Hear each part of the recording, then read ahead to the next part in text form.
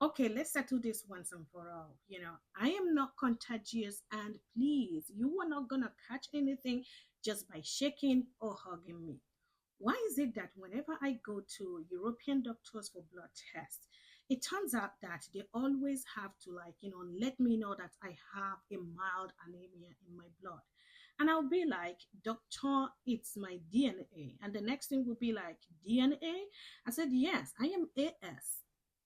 And then the next thing will be AS, sickle cell traits, and then they will be like confused, And I know at that time, most of them will start googling, for that word, sickle cell trait. And at the end of the day, they keep telling me, oh, you have to take so much iron. And seriously, I don't understand this. Does it mean that these doctors need some kind of refresher course?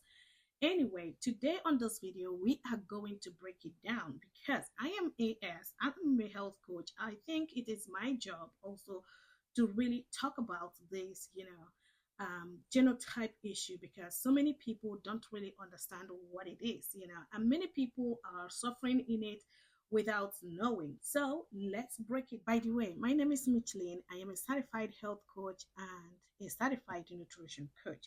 If you are watching this video because you want to get informed on how to live healthier, age more gracefully, and live full life after 40, then you are in the right place. Thank you for coming by once again. But don't forget to like this video, subscribe to my channel, and also share this video with people who might be interested in it. I mean, everybody should be interested in health topics, and I am giving it to you one vlog at a time. So stay tuned and don't forget to also check on me every Tuesday. Okay, now let's break it down. And I promise no medical scientific jargon in here. I am going to make it short, simple, and straight. Sickle cell versus sickle cell trait, or sickle cell anemia as it's popularly called. So let's start with sickle cell disease. Sickle cell is indeed a disease, and it's a situation when both parents, gives you the two abnormal hemoglobin gene. So in this case, you inherit one abnormal hemoglobin gene from your mom and another abnormal hemoglobin gene from your dad, and this is usually denoted as SS, like double S. People with this kind of issue go through a lot, so much health crisis, including painful crisis, organ damages, and frequent hospital. On the other hand, people with sickle cell traits, sickle cell anemia, or AS as it's popularly called, have a different genetic profile. This is a situation where you inherit one normal hemoglobin gene from one parent, which is denoted as A, and one sickle hemoglobin gene, which is denoted as S, from the other parent, making it AS. Now, people with this kind of genetic profile, they find themselves in the middle, like having a feel of both sides. There could be some factors that can trigger health crisis in them, but apart from these factors, these people can really live their life normal and without so much issues. But the thing is that pay so much attention on your iron level, because this is really very important, and I'm going to talk about it later in the video. The thing is that people with sickle cell struggle with their life daily. Frequent hospital visit, painful crisis is really, really like horrible. However, people with sickle cell traits, they live their normal life, like I said, unless triggered by some factors which will be explained later in the video. And again, it's not contagious. You cannot become AS by hugging me or by shaking my hands, or even by sharing food with me or even having sex with me. So it is not a contagious issue. It is pure genetics. I was born with it. I'm going to die with it. The only way I'm going to stop, producing more AS is by getting married to somebody who, who doesn't have the same, genetic profile like me. For example, I am AS. If I have to get married right now, I would get married to somebody who is AA. And in that way, I can produce more of AA. Simply put, sickle cell trait is like having a sickle cell light version. No full blown symptoms, but there are symptoms. Chronic anemia, this is something you're going to experience all your life. In fact, in all your blood tests, you are going to keep, seeing that you have low, low iron level, because you were born with it. And that is why it is important to keep, an eye on your iron, the iron level in your body. Then another symptom, which is also very important, to check, is random fatigue. You are going to feel tired unexplained tiredness, at one point in your life. And this is why you have to also make sure that you keep that eye on that. I especially if you're pregnant, on that iron level, especially if you're pregnant, or if you're going through some kind of jobs which are really like, which involves the body, carrying things and, using your strength, in carrying things. Then another thing which I would not really consider as a symptom, but I also consider it as something very important, which I have to experience all the time, is European doctors having some kind of confusion on my blood test. I usually do blood tests like, once a year, or sometimes I do 2 times in a year. Because seriously, I have to like keep an eye on that iron level. But it turns out that depending on the doctor that I meet, I have to keep explaining myself, that this is DNA for me, that I was born with it. African doctors will like, see your blood test and say, okay, you are AS, that explains why you have mild anemia. And then European doctors will be like, you have mild anemia. Where is it coming from? You were taking iron supplements. Um, anyway, let's run more tests.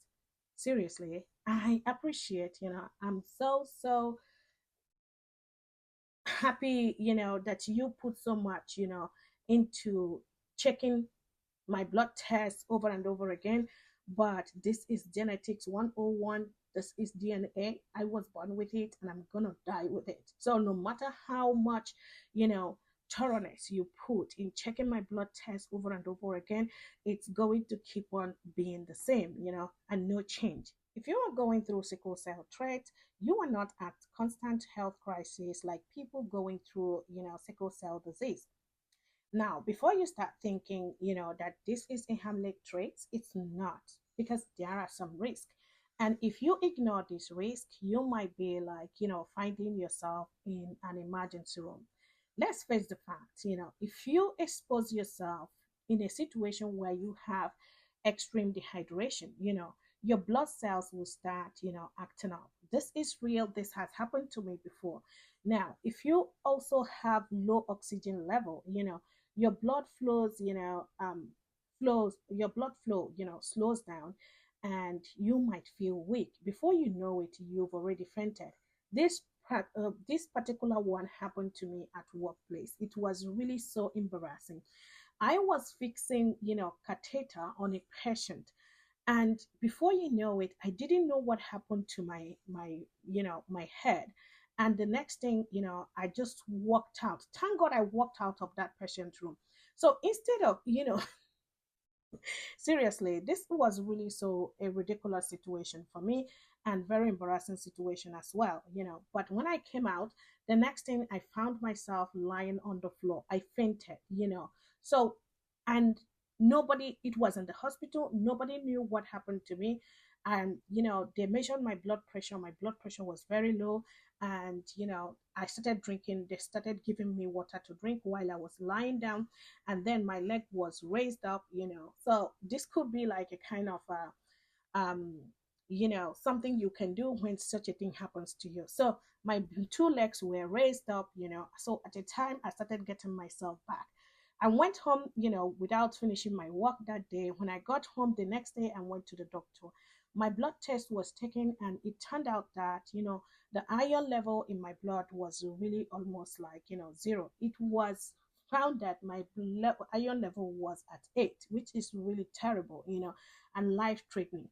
So it is very important that you keep eye on, on your oxygen level, and make sure you are not extremely dehydrated. Another thing is too much heat and too much cold. You must bring yourself, to a balance.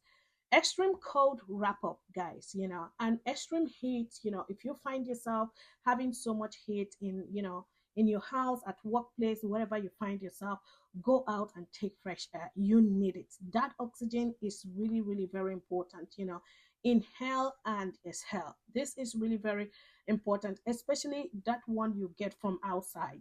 This is how I manage my, AL situation like a boss. So, like I said, in rare cases, sickle cell trait, can cause serious issues, especially if you neglect these three factors, that I mentioned. However, there are so many ways you can help yourself. You can help yourself, one, by staying hydrated. Seriously, drinking water is something that you just have to make part of your daily routine. This is not about, I'm not thirsty. Train yourself to always be thirsty, and drink water as much as you can. And I'm not telling you to drink, how do they say, drink 8 glasses of water, but because there are people who have, limits at how much water they can drink. But the thing is, drink as much as you can, and make sure you are drinking smart. Another thing is, avoid extreme temperatures. Like I said, too extreme temperature, cold temperature is supposed to be a no-no for you. And, extreme heat is also supposed to be a no-no for you. So you just have to, like, keep yourself in the middle. If you are feeling too cold, wrap up yourself. If you are feeling too hot, chill outside, take some fresh air, and walk around. You will feel so good. Then this one is very important. If you are thinking on managing your situation like a boss, get yearly blood tests. This is very important. If you want to keep your eye on your hemoglobin level, make sure you get yearly blood check. Even if your doctor did not approve it, tell the doctor that, look, I am AS, because I think it is time you educate your doctor on your situation and the importance of getting a blood test, every year. And I don't think any doctor would refuse you, that request. So another way you can manage it like a boss, is taking iron, folic acid, and vitamin D for extra support. And I'm going to be very, very frank with you. I take iron supplements, every day. I take folic acid, because this is really very important for me, like extreme important for me. And also vitamin D. My vitamin D, is 20,000 IE. Nobody gave it to me. I just decided taking it once a week, would do me a whole lot of good. My watch reminds me, hey, Michelle, you have to take your supplements because it is very, very important to remember, So for extra support, you need these supplements. Another thing which is also very important, in case your doctor, is finding it difficult to understand what AS, what genotype, or what, sickle cell trait or sickle cell anemia, is, then it is time you educate your doctor. Because let's be honest, some of them need a refresher. So whether you are in Africa, in Europe, in America, Saudi Arabia, New Zealand, Australia, or even in the UK, if you are going through sickle cell traits, it's important that you know your body, understand your body and the changes, that happens to your body, so you can know, when to react to those changes. It is important that you advocate for yourself. Your health is in your hand. You are responsible, And if you don't help yourself, nobody will. And don't let any doctor gaslight you into thinking that you are imagining things, because that's what they're going to tell you. Remember, most of them have no idea. But having this information, about your situation will help you explain to them, in a better way, so that they will be able to, like, help you back. So that brings me to the end of my video, and I hope you like this video. If you do, make sure you give me a thumb up to it, because this is also very important, so that YouTube will also know that I am doing a good thing. So let me know on the comment section below if you have been faced in a situation where you have to educate your doctor, about your health. If you have, let me know your experience in the comment section below, and let's get the conversation going. Thank you for coming by once again, and don't forget to like, subscribe, and share this video with people who might be interested in it. Thank you for coming by once again. Stay healthy, stay beautiful and amazing. Ciao.